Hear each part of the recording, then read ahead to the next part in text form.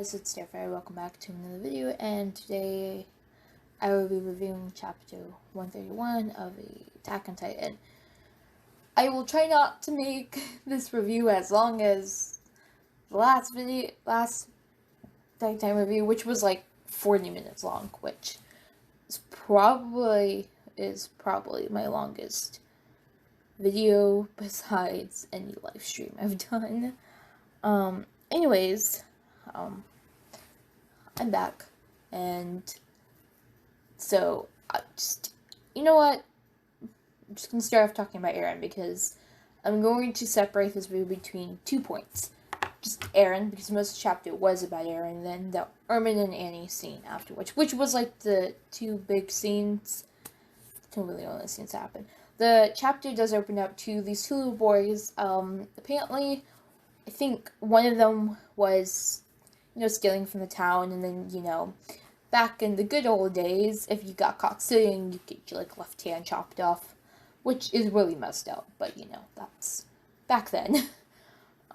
Anyways, so it starts out, but then it's weird how the episode. Wow. Good job, sir. How the chapter is paced, because it's like he's remembering something. Some of it's taking place in the past, and then it's to the present, when Eren's literally just slaughtering and crushing people. So yeah.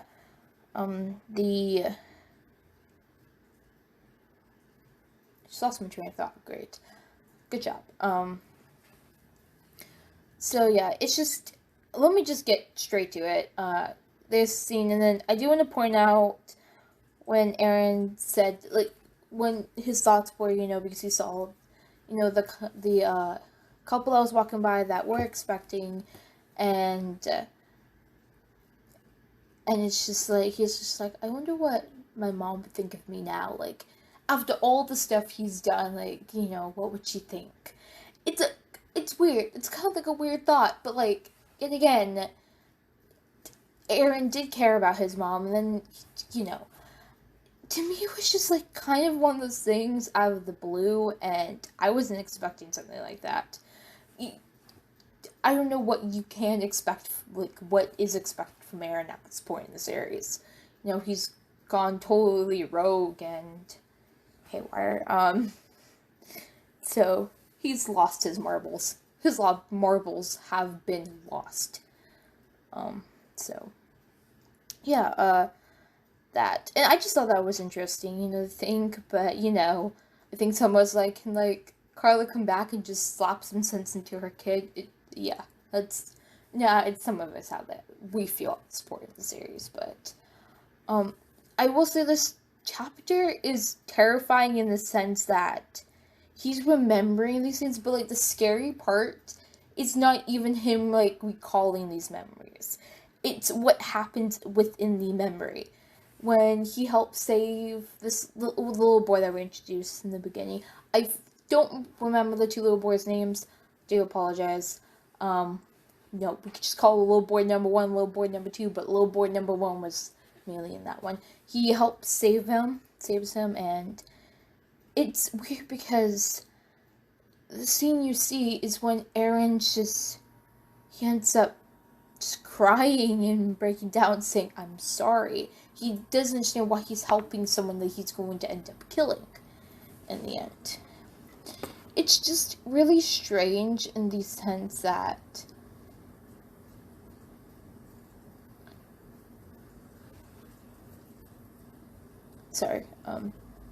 he doesn't really understand himself why he's helping him, like I said. It's this, it's he's already feeling the guilt before he's even doing it, but he's going to execute his plan. And it's just Eren, there is another way, but Eren's not going to take that route because it's Eren. Yeah, it's just, Eren knows very clearly that what he is doing is wrong. It's not like he's lost his way. This is in his eyes, this is the only way, and he is going to take all the guilt and the burden and everything after he does it. That is very, very evident. Always, I'm looking for it. It's just insane. It's just, oh my god. It's like there's this immense amount of regret that you see.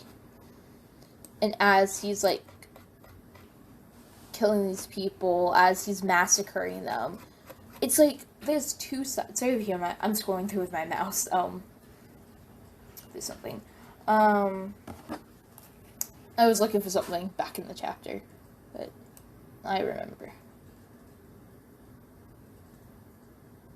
So yeah, then he goes back talking about the book that Armin had back in like chapter 1 of Attack on Titan, the book about like the outside world, about the ocean, about all these other like beautiful things that they've never seen because they've been like most of their lives at the beginning of Attack on Titan, that they were inside the walls. But when he finally reached outside of the walls, it wasn't what he expected, and that Eren felt like he was disappointed. It to him is not what he thought. He thought this beautiful world was waiting for him to explore. But yet, it's just as awful as it was back inside the walls. And I think, this doesn't sound really messed up, but I think that's some of the reason. That's probably part of the reason, actually. Why, for some reason, he wants to, like, kill all these people. I don't know. It's like he's creating the world that he dreamed of. It's really messed up. It's just, that's a thought that came to my mind. But yeah. So, yeah. But then, it's back to us saying about it. It's like, there's two parts of Eren. There's the part of Eren we used to love and know. And then there's this part that we see now. This other side of him that's very dangerous, very monstrous.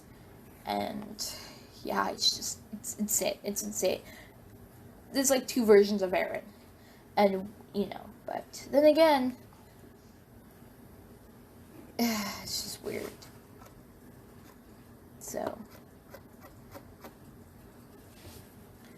it's like, it's like Eren doesn't want to do it, but for him, this is the only option he has left, so he's going to do it. And Eren's gonna die in I think 2 more years or something like that. I could be wrong. And it's like, to him, it doesn't matter, I'm going to die anyways.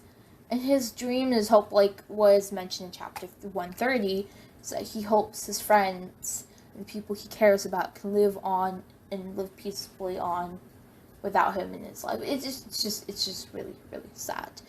There's something terrifying about his actions and the way the chapter was written and done, but then it's sad because you look at chapter 30, not 30, wow, 130, and then now you look at 130, there's the tragic part, and now you see the terrifying part about it, about everything, about this reality they are living. And then after we see this whole massacre happen,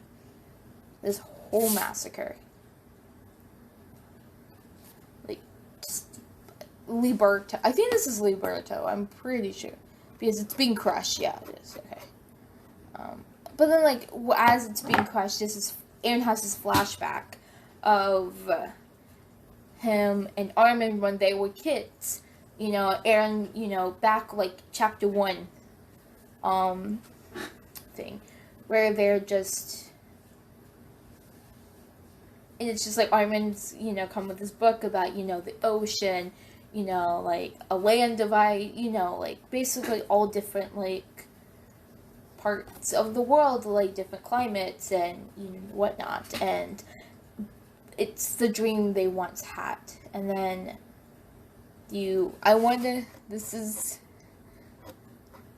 and then as he's let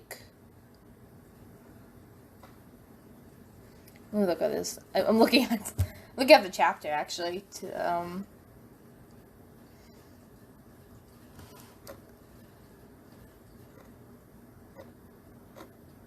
So yeah, it's just, and then I think the terrifying part is that near the end of him crushing and just doing his massacre, it's, you see him, young Eren, and it's like, this is freedom, and like, the ones, who get to explore this world, and, if you're at the chapter, you know what I'm talking about, that it's just this freedom that he always dreamt of. It's like he's creating it, and it's just in all the wrong ways. He's creating this freedom, and it's not just weird, it's terrifying. Like, this was never, I think, back then, it was never Eren's intention to be this monster, but he's become this monstrous person. I'm going to get into the topic about who are the monsters in Attack on Titan. So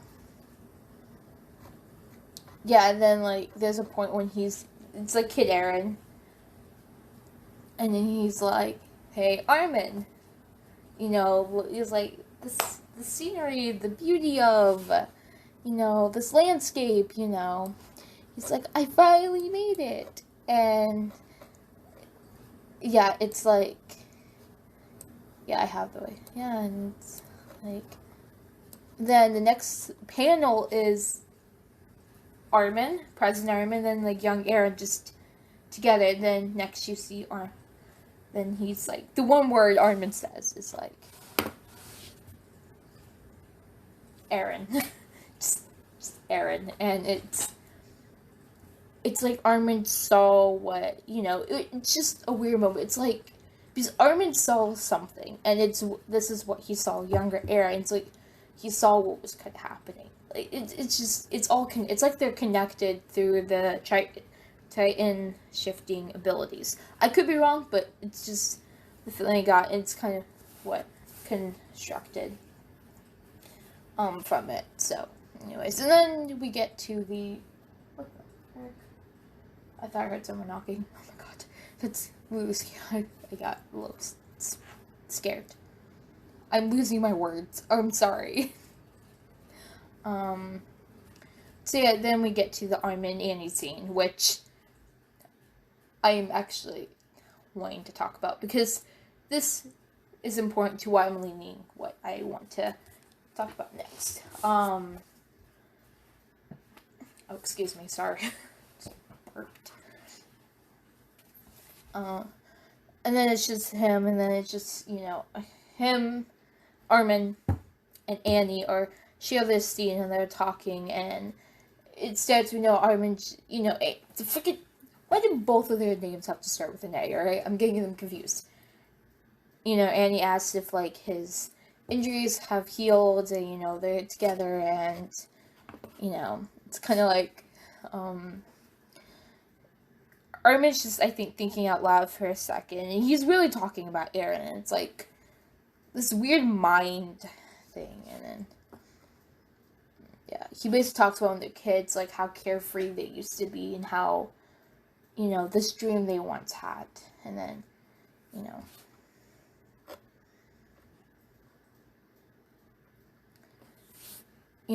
then Annie goes on to thank Armin for talking to her while she was in the crystallized state. It was Armin Hitch who talked to Annie, and the most, at least. And it's like, she was aware what was going on, actually, which is what most people would, theorize, and like, oh, does she really know what's going on? Yeah. But yeah. So it was like this really, like, sweet moment that was being created until you get to a certain point. It's, she's, she thanks him for, like, talking to her, and also Hitch talking to her, because she looked forward to that, and, kept her, like, from going insane, from, like, how alone she felt. So yeah. And then, and then she's just like, why her? Because, she was in a crystallized form, not the best conversational partner,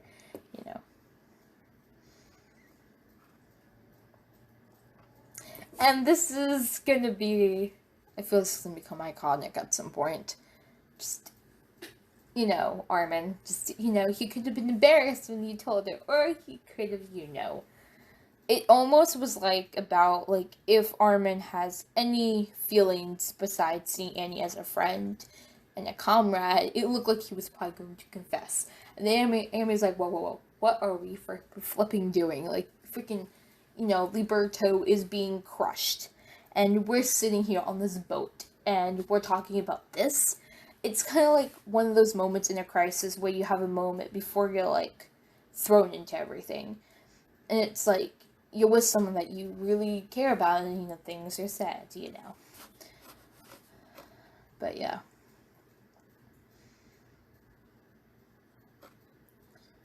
Yeah, and then it talks about, But then she goes on to tell Armin that she basically asks Armin, like, why do you even care about me? Someone who betrayed everyone, who is considered to be an enemy. Like another fellow, like, monster. And then she goes to call Armin a good person. And this is the interesting part. Armin's like, I don't like being called a good person because I've killed people. I've killed my comrades. I've killed innocent people. Like, I've done all these horrible things. And he's like, I'm far from a good person. In a way, I'm a monster just like you are. And, this, thus creating this theory, kind of like. So, in Attack on Titan, it's been known in Attack on Titan, the world they live in, you be killed or you kill or be killed is kind of the phrase it goes by. If you don't fight, you can't survive, and if you don't kill, you can't survive. It's a really, really sad reality they live in, and so does that make everyone a monster? Because everyone thinks their ways and ideas is the right way. And so, in a sense, if you're a monster, and the monster that in Attack on Titan version is categorized as you killing people you once cared about, or your comrades, people who didn't deserve to have their lives taken so early, does that make you a monster? Or is it just, is it like your actions have a big impact, your words do too. And it's not just the things you say, it's also how you act upon it. And it's really so. And in theory, so as everyone wants, it's kind of like a couple of chapters ago, I made a video talk about in a review. I mentioned who's the real enemy, like, because all both sides are conflicting, but they're fighting against each other. Like, who is the real enemy? Who's the real ultimate evil? And I believe, this can go into, like, real day society, especially with everything that's going on in the world right now. Like, anyone could be an enemy. Like, we don't know who's the enemy. Like, we have to determine what's good and what's bad. It's up to our own judgment. And this is, like, what really makes a monster? What truly makes a person bad or a monster? In society, we've defined the difference between good and evil. In Attack on Titan, there's good and evil. But there's that line with the evil that you are called a monster. So what makes a monster? Or we are our own word. We are our own... Sorry, I don't know what happened there. And since we are our own worst enemy. And in Attack on Titan, they are their own monsters, essentially, in a way. Because they have the capability of doing these horrible things. Some of them have done that. They've reached that. And then what makes Eren then, if, like, Armin, Mikasa, Jean, Connie, Annie, and Hanji leave like everyone else, And then there's Eren. Then, who is the real monster of Attack, the real great bad villain in Attack on Titan? And I don't think there is one. The only enemy is something we cannot see, we cannot identify, because it's up to everyone's different judgment. And it is people themselves, humanity itself can be its worst enemy. It could be the great evil you are trying to stop. With Attack on Titan, everyone has done something that could be considered evil or is bad. in order to survive, in order to protect those they've cared about. And I'm going to go back to Eren for this moment. It's kind of like in chapter 112, where you have... Yes, I'm referring back to where Eren told me that he hates her. He's always hated her. Was it just a diversion because he cares? He doesn't want his friends to end caught up in his mess. In his massacre he's planned. Or is it his true feelings? We don't know. But then again, with Eren, we don't know. Like, is Eren... Most would say, did Eren become truly this monster that he never wanted to be, but he isn't? And, you know, like, what defines a monster? That's the whole sense. Like, I feel this chapter is about who is a real monster, like, how far in the deep end has Eren gone? Like, is it too far? Like, it's been too far. Like, in real, today's society standards. Attack on Titan standards, yes. You are killing innocent people. They have never done anything wrong. They've never hurt you in any way. They are just because you've been labeled Eldian, Merlian, devils, essentially. Does that make them a monster, But then I know a lot of people say, well, Eren's technically a monster for this. Yeah, Zeke's one, all these people are for these reasons. Then, all these other reasons. But I believe everyone is their own monster. Like, everyone is their own worst enemy, because we are our own worst critics. And then, I do want to mention at the end of the chapter that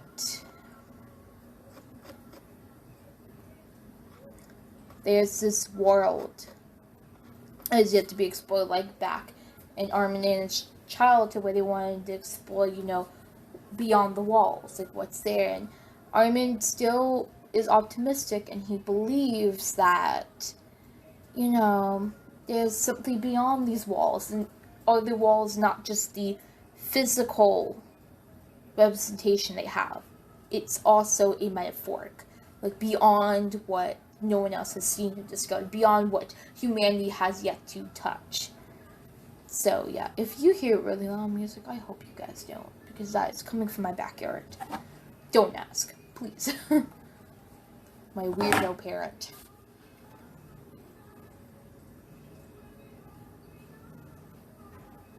Yeah, so it's kind of like that. So it's, Annie does end up asking, like, what you saw beyond the wall was it what you thought? And it was, all Armin does admit, it's kind of a disappointment of what we saw. So, but Armin puts it, it's different than what we thought it would be, what we saw, because he probably thought they were the only people within inside the walls, were the only people existing there. And then